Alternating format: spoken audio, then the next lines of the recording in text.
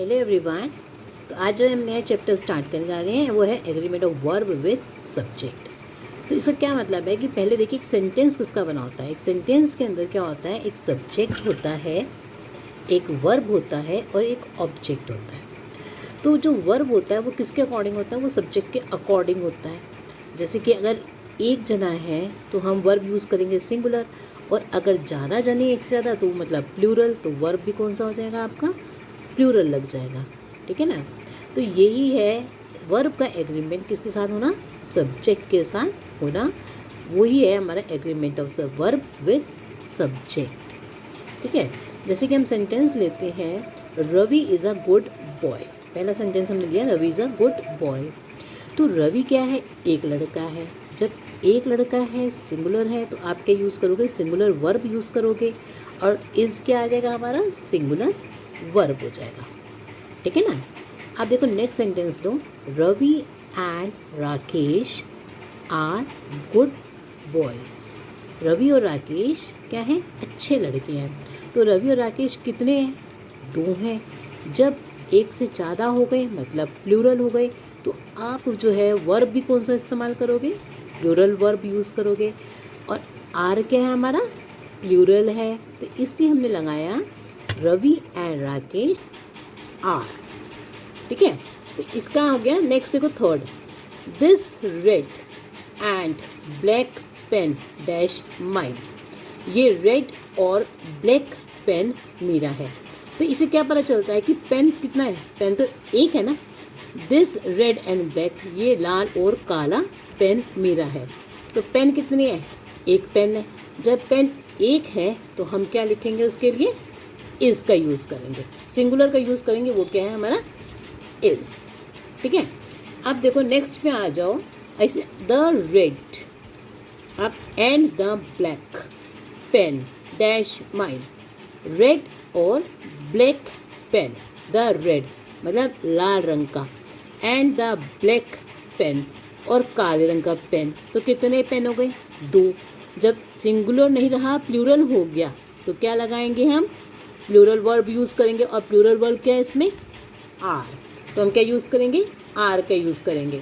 तो इसमें ये ध्यान रखना, जब दो बार दा आ जाए, इसका मतलब कि वो अलग अलग चीज़ों को डिनोट कर रहा है। द रेड मतलब अलग लाल pen, and the black pen, ये दोनों क्या है, अलग अलग पेन है। ठीक है।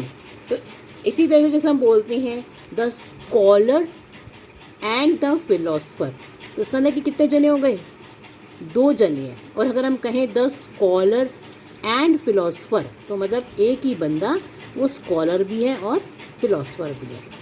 ठीक है।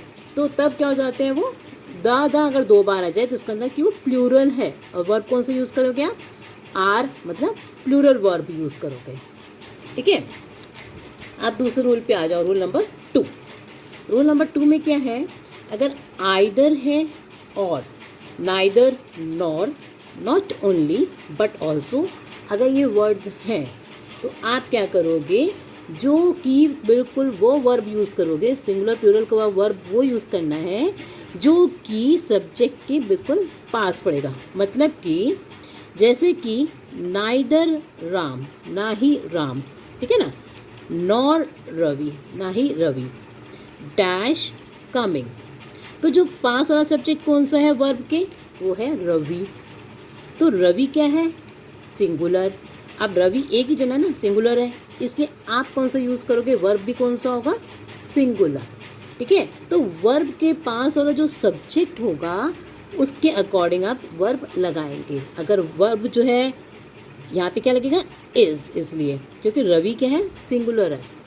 ठीक है। तो neither Ram nor Ravi is coming. ठीक है। अब इसी तरह से नेक्स्ट सेंटेंस लेते हैं, नाइदर राम, ना ही राम, नॉर हिज पेरेंट्स, ना ही उसके पेरेंट्स, डैश कमिंग। अब देखो इसमें क्या है, जो सब्जेक्ट है वो कौन सा पास में है, पेरेंट्स। पेरेंट्स सब्जेक्ट पास में है, किसके, वर्ब के। तो वर्ब के पास वाला जो है हम क्या लेंगे, हम यूज़ करेंगे सब्जेक्ट। सब्जेक्ट कौन सा, पेरेंट्स, तो उसके अकॉर्डिंग जो है वर्ब क्या हो जाएगा आपका, ज़्यादा है ना पेरेंट्स, तो दो हैं, तो इसे क्या हो गया, आर, वर्ब क्या लग जाएगा, प्लूरल हो जाएगा, आर लग जाएगा।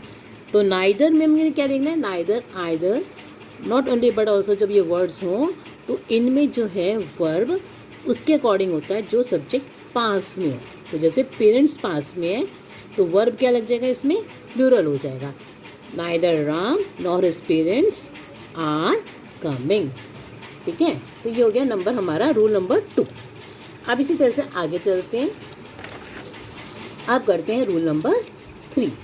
रूल नंबर 3 में क्या है, कुछ वर्ड्स जैसे कि somebody, nobody, anybody, everybody, everyone, each, every, जब ये वर्ड्स आते हैं तो हम क्या यूज़ करते हैं, वर्ब क्या होता है हमारा, सिंगुलर। ठीक है ना, हर बच्चा खेलना पसंद करता है, ठीक है ना, तो इसमें क्या होता है, वर्ब कौन सा लगता है हमारा, खेलना पसंद करता है, तो वर्ब क्या आ जाता है, ऑटोमेटिक सिंगुलर आता है। जैसे लो सेंटेंस, ईच गर्ल, हर लड़की डैश गुड इन मैथ्स, वो मैथ्स में अच्छी है। तो क्या कहोगे, जब ईच आ गया तो ईच गर्ल इज, ठीक है ना, सिंगुलर लगता है ना, ईच के साथ क्या लगता है आपका, सिंगुलर, तो each girl is good in maths. इसी तरह से जो वर्ड्स हैं, जैसे अभी मैंने आपको बताया समबडी, नोबडी, ईच, एवरी, ये प्रैक्टिस करते करते आपको हमेशा दिमाग में फील हो जाएंगे कि इनके साथ वर्ब कौन सा लगेगा, सिंगुलर। और एक बात और आगे देखो आप, जैसे सेंटेंस है एवरीबॉडी लव्स म्यूज़िक, हर जने को क्या पसंद होता है, म्यूज़िक पसंद होता है। तो जब हमने वर्ड लगाया यहाँ पे लव्स, तो इसके अंदर हमने लगाया हुआ है एस। तो कुछ बच्चों को ये नहीं पता चलता, अगर हम वर्ब के साथ एस लगा देते हैं तो वर्ब जो है सिंगुलर हो जाता है। ठीक है, अगर हम जैसे हमने यहाँ पे है एवरीबडी के साथ क्या लगना है, सिंगुलर लगना है, तो हम एस लगाने से, लव के आगे एस लगाने से लव्स हो जाता है, तो ये वर्ड क्या बन गया हमारा, सिंगुलर हो जाता है वर्ब। ठीक है, तो एवरीबडी लव्स म्यूज़िक। इसी तरह से नोबडी के साथ भी क्या लगाना है आपको बताया मैंने, क्या लगेगा, सिंगुलर वर्ब लगेगा। जैसे नोज़ लिखा है यहाँ पे, नोबडी नोज़ फ्यूचर, किसी को भी फ्यूचर नहीं पता, तो नोबडी के साथ सिंगुलर वर्ब आना है, इसे नो नहीं लगेगा, नोज़। ठीक है, अब देखो अगले रूल पे आते हैं। अगले रूल में क्या है, मैनी अगर आ जाए, मैनी, तो वर्ब क्या हो जाएगा आपका, प्लूरल। और अगर मैनी ए आ जाए तो आप क्या कर देंगे, वर्ब को सिंगुलर। तो मैं आपको गिने चुने बता रही हूँ और यही इंपॉर्टेंट है, बस सेंटेंसेस इन्हीं के ऊपर ही बेस्ड आपको हमेशा मिलेंगे। ठीक है ना, तो आप इसमें कोई प्रॉब्लम नहीं आएगी। बस अगर आपको ये क्लियर हो जाते हैं तो जो देख दो सेंटेंसेस होते हैं ज़्यादातर वो इन्हीं के ऊपर बेस्ड होते हैं। आप देखो जैसे मैनी वर्ड है तो इसके साथ आपको वर्ब कौन सा लगाना है, प्लूरल लगाना है। तो वर्ब प्लूरल लगाएंगे तो मतलब जैसे मैनी बॉयज़, बहुत सारे लड़के, तो आप क्या लिखोगे, डैश एब्सेंट, इज के आर। अब आप बताओ, मैनी बॉयज़ आर एब्सेंट, कई सारे लड़के एब्सेंट हैं, क्योंकि मैनी के साथ क्या लगना है, प्लूरल वर्ब। इसी तरह से अगर हो मैनी आ, तो जब मैनी आ गया ना, देखो ये सेंटेंस में, तो क्या लगाओगे आप, वर्ब को सिंगुलर कर देना। तो वर्ब क्या हो जाएगा हमारा, many a girl dash dancing. तो मैनी अ गर्ल, मैनी के साथ, मैनी ए के साथ सिंगुलर, तो is dancing, many a girl is dancing. ठीक है, क्लियर है। अब देखो अगले पे आते हैं, अगला रूल पे। अगला रूल है one of the. One of the मतलब बहुत सारों में से एक। तो जब बहुत सारों में से एक होगा तो ऑटोमेटिक है कि जो हमारा जो सब्जेक्ट है उसका अकॉर्डिंग हम क्या करेंगे, तो वो बन जाएगा, जो वर्ब हो जाएगा वो तो हो जाएगा हमारा सिंगुलर, क्योंकि बहुत सारों में से एक लेना है। ठीक है ना, और जो सब्जेक्ट होगा वो क्या होगा हमारा, प्लूरल में होगा हुआ। अब देखो कैसे, one of the dash, one of the dash dash playing chess.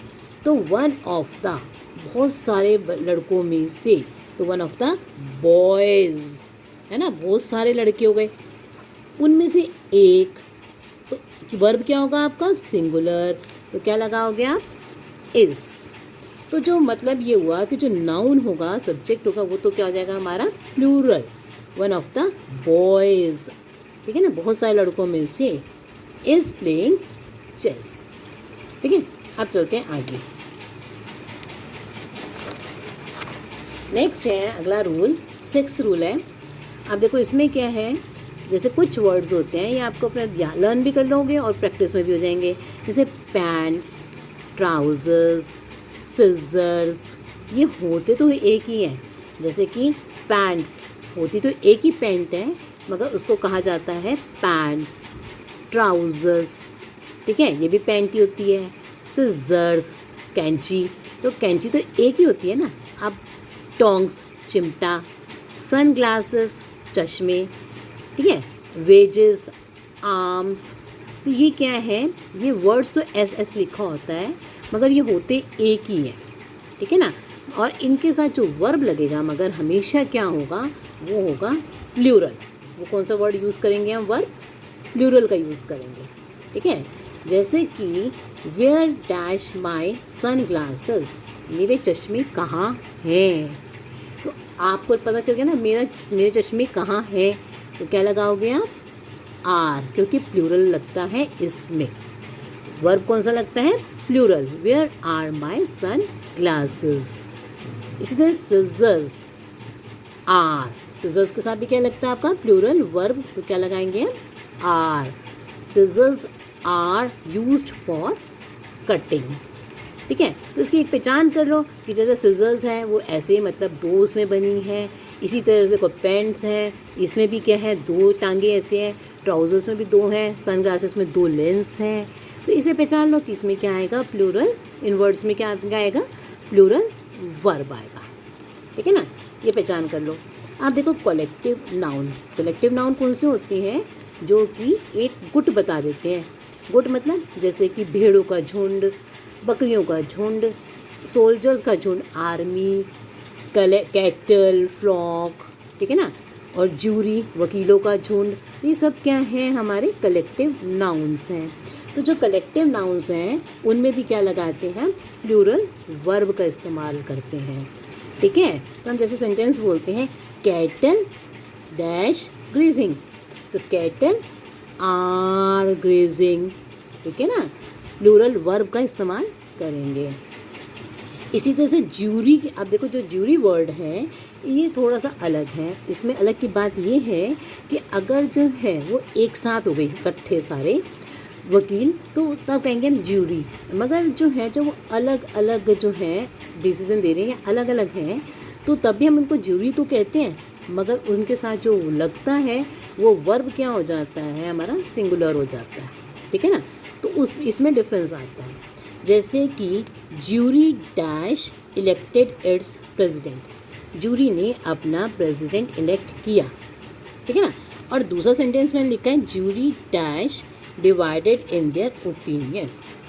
तो देखो अब देखो इसमें एक में तो आ रहे हैं बहुत सारे और एक में है वो कमेटी के जैसे। तो जो कमेटी है वो कौन सी वाला है, देखो पहले वाला कमेटी की तरह काम कर रहा है ये ज्यूरी, ठीक है ना। ज्यूरी यहाँ पे क्या हो जाएगा, इसलिए वो सिंगुलर वर्ब का इस्तेमाल करेंगे आप। और जब ज्यूरी बहुत सारे अलग अलग हैं, डिवाइडेड इन देयर ओपिनियन, मतलब वो अलग अलग हैं, डिवाइड कर रखे हैं अपने ओपिनियन में, तो आप क्या यूज़ करोगे, वर्ड आर का यूज़ करते हैं, ठीक है।